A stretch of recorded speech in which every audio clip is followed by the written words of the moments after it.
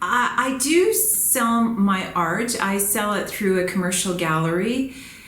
I think it's important to sell your art, and it's not for me. It's not for the income because it's not like I sell a lot. And some pieces really cannot because they're huge installation pieces. It's not work that fits well into the commercial gallery.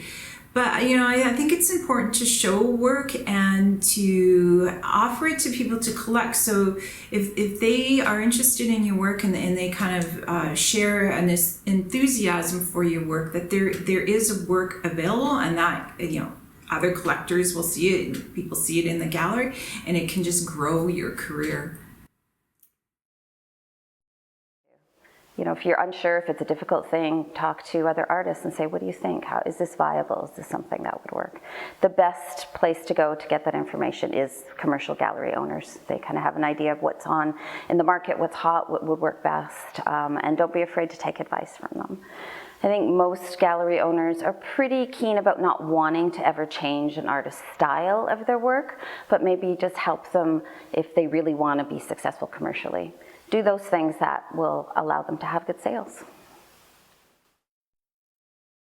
But I had really good helpers in my world, other professional artists and people in the community who could help me attach value and make me not devalue my time or my process, which is so easy to do.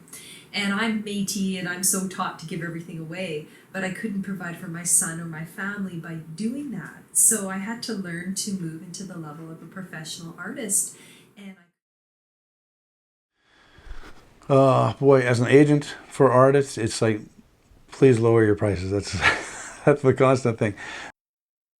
I think as an emerging artist, you want to price your art to really move a lot of it out into the market and then edge it up. You don't want to be going, overpriced and then having to reduce the price of your artwork because it's just not selling. Ideally, do it the other way around. And that's why, some really prolific artists have great values for their work now too, right? They would have started off selling artworks for much less than they're worth now.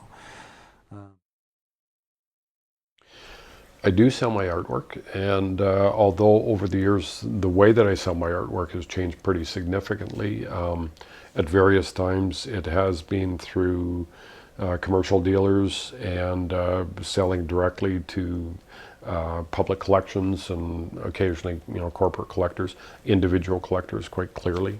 And I don't have a vast and wide network of purchasers for my work, but it's a part of my life as an artist, and I'm quite satisfied with the way that works. You could always like more people to come and welcome I'd always like it welcome my work into their collections.